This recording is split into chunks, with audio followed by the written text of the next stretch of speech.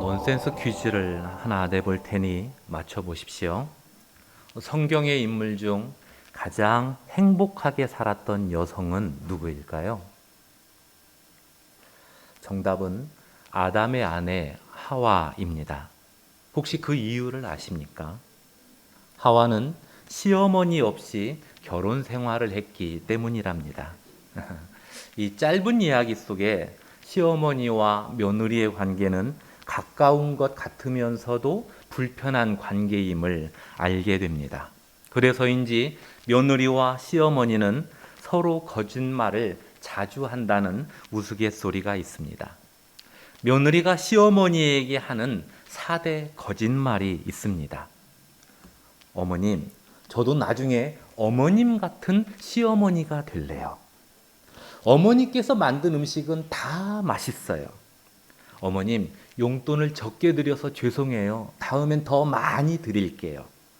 어머님, 벌써 가시게요? 며칠 더 계시다 가면 좋은데. 시어머니가 며느리에게 하는 4대 거짓말도 있습니다.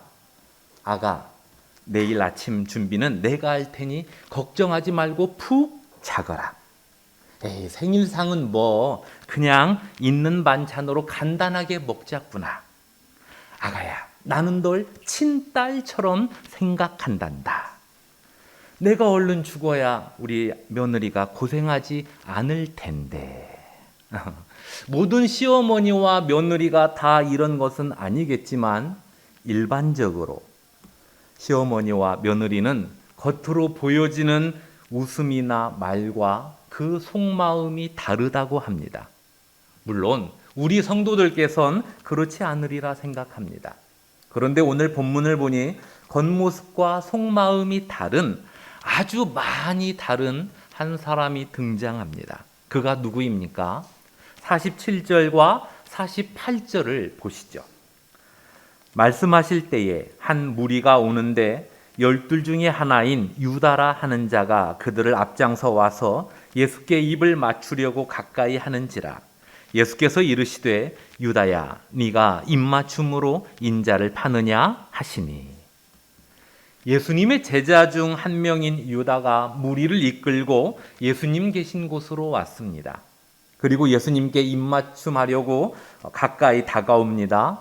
당시 문화에 있어서 이 행위는 친밀함의 표시였습니다. 이 친밀함의 표시가 민족마다 다양하게 나타납니다.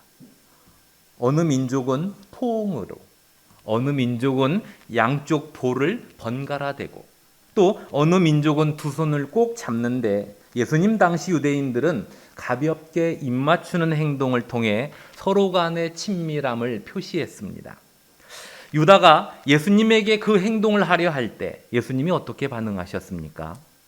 유다야, 네가 입맞춤으로 인자를 파느냐? 라고 물으셨습니다. 오늘 본문에는 나와 있지 않지만 같은 사건을 다룬 마태복음 26장을 보면 유다가 함께 온 무리들에게 미리 언지를 합니다.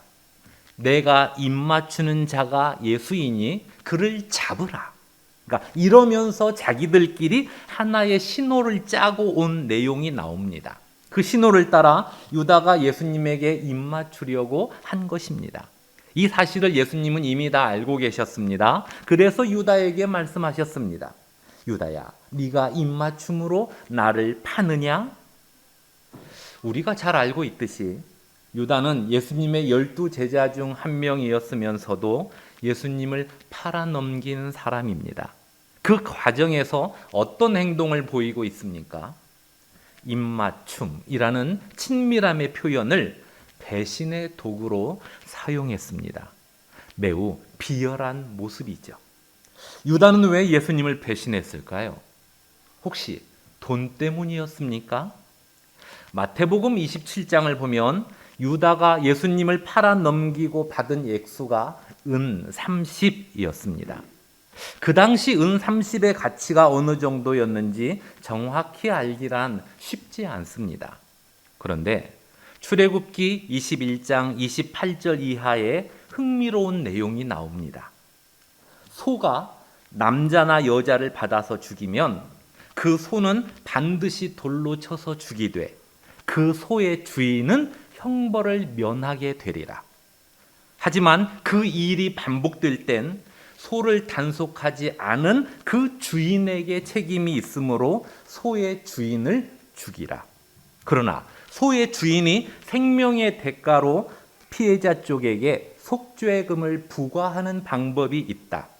만약 소가 남종이나 여종을 받으면 소 임자가 은 30을 그의 상전에게 줄 것이요 소는 돌로 쳐서 죽일지니라. 그러니까 출애굽 시대와 예수님 시대는 약 1500년의 차이가 납니다. 그러므로 출애굽 당시 은 30과 예수님 당시 은 30은 시세 차이가 매우 크다고 볼 수 있습니다. 예수님 당시보다 출애굽 당시 은 30의 가치가 훨씬 더 큽니다. 그렇죠? 우리나라 복싱 스타 중에 박종팔 선수가 있습니다. 그는 1980년대 한국 복싱의 부흥기를 이루었습니다. 당시 그가 한 게임을 치르면 대전료로 1억 5천만 원 정도 받았다고 하는데 그때 1억 5천만 원이면 서울 강남에 있는 아파트 7채를 살 수 있었다고 합니다. 지금 그 돈으로는 전주에 있는 27평 아파트, 그것도 지은 지 한 20년 정도 된 아파트 한 채 가격밖에 되지 않습니다. 그러니까 같은 액수라고 했을 때 지금보다 과거의 가치가 훨씬 더 높다는 이야기입니다. 그러므로 예수님 당시보다 출애굽 당시 은 30의 가치가 훨씬 더 큰 것 같은데 출애굽 당시 은 30의 가치가 어느 정도였다고요? 남종이나 여종 한 명의 가치였습니다. 즉 예수님 당시 은 30은 남종 한 명의 가치보다 적었을 가능성이 크다는 이야기입니다. 유다가 그 값을 받고 예수님을 팔아넘겼으니 유다는 돈 때문에 예수님을 배신한 것이 아니었을 가능성이 매우 큽니다. 그렇다면 유다는 무엇 때문에 예수님을 배신하였을까요? 유다는 3년 동안 예수님 곁에 있었습니다. 유다뿐만 아니라 다른 제자들도 3년 동안 함께 있었습니다. 예수님의 제자들이 가지고 있었던 주된 관심사가 무엇이었습니까? 예수님이 제자들과 마지막 유월절 식사를 하시면서 예수님의 죽음이 곧 다가옴을 말씀했던 그때에도 제자들은 우리 중에 누가 더 크냐? 이 내용을 가지고 다투었습니다. 즉 제자들의 주된 관심사는 어떻게 하면 예수님의 말씀대로 살아갈 수 있을까가 아니었습니다. 예수님께서 왕이 되면 3년 동안 곁에 있던 우리들 중에 누가 제일 큰 자리를 얻게 되는가? 바로 여기에 그들의 관심이 몰려 있었습니다. 제자들의 관심은 언제나 이 부분이었는데 예수님은 유대인의 왕으로 등극하실 생각이 없는 듯 당신의 죽음을 종종 말씀하시고 그때가 가까이 왔다고 하시면서 제자들과의 마지막을 준비하시니 예수님의 그 모습에 실망하지 않을 제자가 있었을까요? 다른 제자들은 실망감을 속으로 쌓아두었지만 유다는 그 실망감을 표출한 것입니다. 예수님에 대한 기대가 컸던 만큼 실망도 컸으리라 여겨집니다. 실망감, 이 감정은 사람을 180도로 변하게 만드는 막강한 힘이 있습니다. 제가 은하수 교회에 부임한 지 이제 3년 가까이 되어 갑니다. 그동안 여러분들 보시기에 제가 9가지 정도를 꾸준히 잘해왔다고 가정해 보겠습니다. 이 여러분들이 임목사 이야기만 나오면 서로 나서서 임목사를 칭찬합니다. 아, 우리 목사님은 사람이 겸손해. 그래서 좋아. 인정. 그런데 난 솔직한 면이 더 좋더라. 그래? 나는 목사님의 말씀을 들으면 위로가 되고 또 하나님이 어떤 분이신지를 더 잘 알게 되어서 그 부분이 좋던데.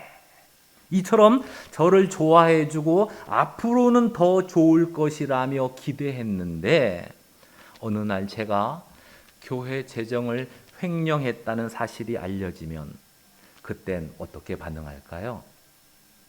그동안 잘해왔던 9가지는 다 묻히고 재정횡령이라는 이 한 가지 사실만 부각됩니다. 임 목사가 곱슬머리잖아. 본래 곱슬머리가 욕심이 많다고 하거든. 나는 언젠가 이 일이 터질 줄 알았어. 아니, 사람이 얼굴은 선하게 생겼는데 완전 실망이야. 사람은 인상이 전부가 아닌가 봐. 난 이제 목사들이라면 아무도 안 믿어. 이처럼 별소리가 다 나올 것입니다. 처음부터 기대하지 않았다면 실망의 목소리도 커지지 않았겠지만 기대가 있었으니 실망이 클 수밖에 없습니다. 3년 동안 예수님께서 보여주신 기적들과 예수님께서 말씀하실 때마다 모여든 군중들의 숫자를 통해 제자들은 예수님에 대한 기대가 매우 컸으리라 생각합니다. 그런데 그 기대가 다 무너지게 생겼으니 이때의 실망감이야말로 심히 크지 않았겠습니까? 문제는 이 실망감이 유다를 비롯한 11 제자들만의 이야기가 아니라는 사실입니다. 혹시 여러분도 예수님에게 실망감을 갖고 있진 않습니까?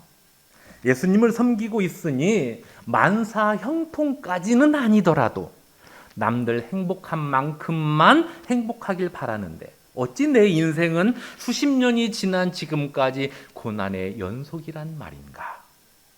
예수님을 잘 섬겨보려고 그 누구보다도 애쓰고 있는데 왜 예수님은 내 형편을 좀 더 좋게 하지 않으실까?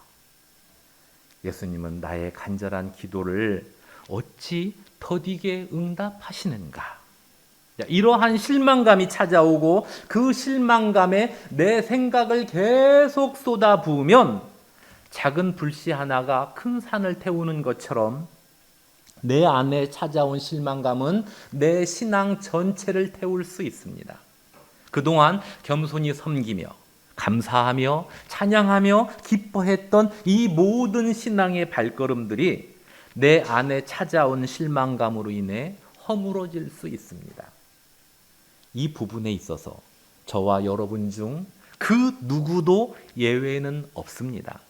우리 모두는 실로 연약하기 때문입니다. 그러므로 만약 예수님을 향한 실망감이 여러분에게 찾아왔다면 또 앞으로 찾아온다면 이 한 가지 질문을 스스로에게 반드시 하시길 바랍니다. 예수님은 정말 실망스러운 분인가? 그러니까 목사는 여러분에게 8가지를 잘하다가 2가지를 잘못할 수 있습니다. 아니, 2가지 정도만 잘하고 나머지 8가지는 그냥 봐줄 만한 정도일 수 있습니다. 심지어 2가지 정도는 그냥 봐줄만 하고 나머지 8가지는 잘못할 수 있습니다. 그렇기 때문에 목사 때문에 실망감이 찾아오는 일이란 언제든지 일어날 수 있는 일입니다. 그러나 우리 예수님은 저와 여러분을 구원하기 위해 예수님의 전부를 내어주셨습니다. 지금도 하나님 우편에서 우리를 위해 기도하고 계십니다. 나보다 나를 더 사랑하는 분이십니다. 그러므로 현재 처한 상황이 이해할 수 없는 고통으로 다가오고 그 부분에 대하여 예수님께서 침묵하시는 것처럼 느껴질지라도 그 아픔을 예수님에 대한 실망감으로 몰아가진 마십시오. 예수님은 실망의 대상이 아닌 우리가 신뢰해야 할 유일한 분이십니다. 상황이 어려울수록 더욱 믿고 의지해야 할 우리의 구세주이십니다. 예수님의 제자 중 한 명이었던 유다는 자신의 기대를 따라 예수님이 움직이길 원했고 자기 계획대로 움직이지 않는 예수님에 대한 실망감을 스스로 키우면서 결국 배신의 자리까지 나아가게 말았습니다.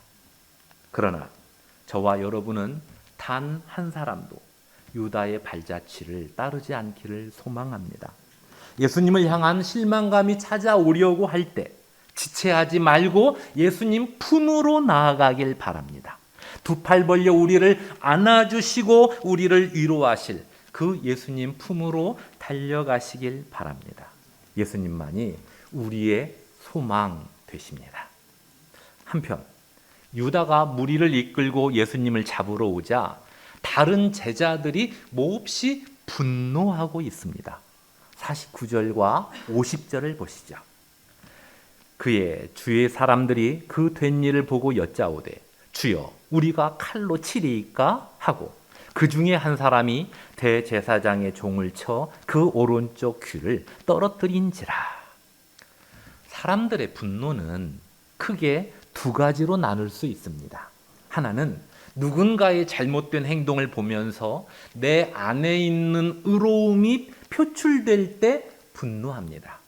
또 하나는 누군가의 잘못된 행동을 볼 때 그 사람이 가진 잘못된 행동이 나에게도 있음을 숨기기 위해 거짓된 분노를 발산합니다. 이때의 분노는 잘못된 행동에 대한 의로운 분노가 아닌 나의 잘못을 감추기 위한 거짓된 분노입니다. 예수님의 제자들은 전자일까요? 후자일까요? 누가 더 크냐?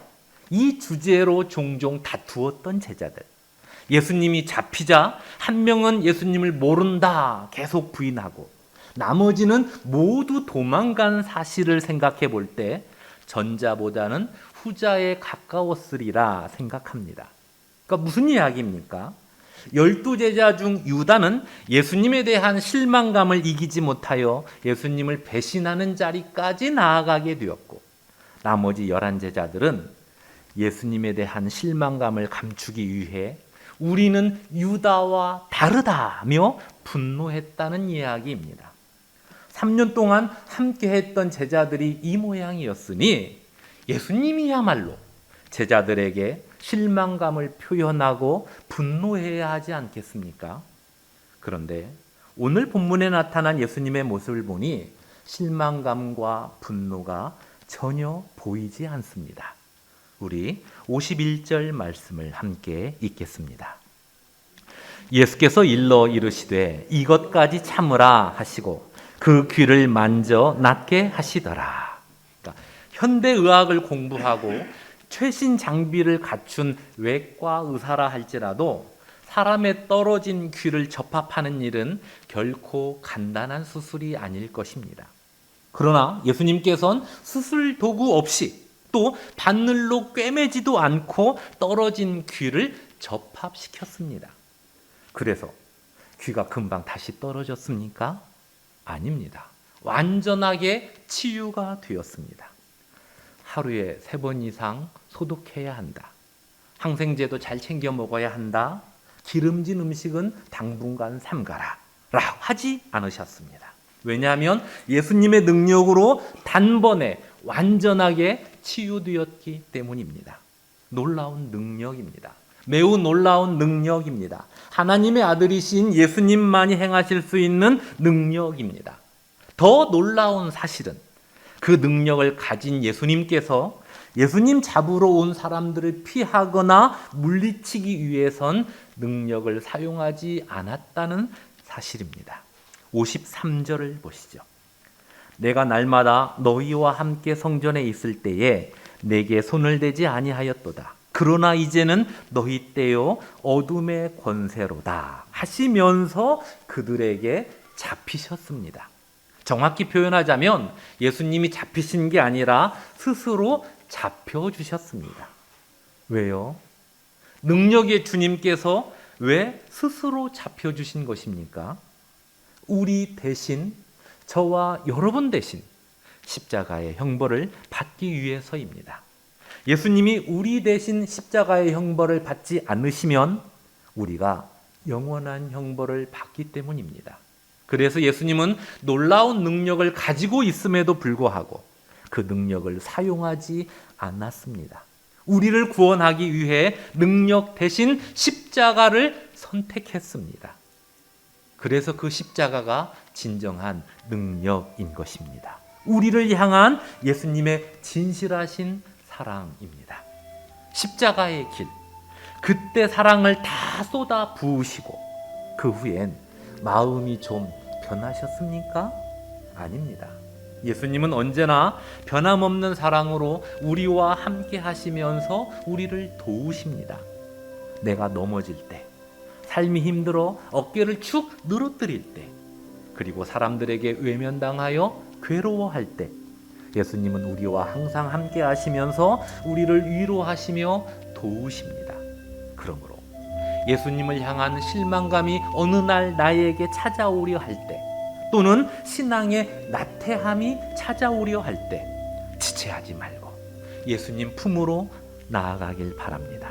그러한 여러분에게 두 팔 벌려 안아주시는 예수님의 위로와 사랑이 충만하길 소망하고 삶의 회복까지 나타나는 은혜가 있기를 주님의 이름으로 축원합니다. 기도하겠습니다. 하나님 아버지, 걱정과 근심과 아픔과 상한 마음이 우리 삶에 쉴 새 없이 찾아오고 있습니다. 그럴지라도 하나님 아버지의 그 크신 사랑이 우리를 품고 있으며 언제라도 회복시킬 수 있는 하나님의 능력이 우리를 감싸고 있으니 삶이 곤고하다 하여 하나님께 실망하지 않겠습니다. 하나님을 더욱 의지하도록 힘쓰겠습니다.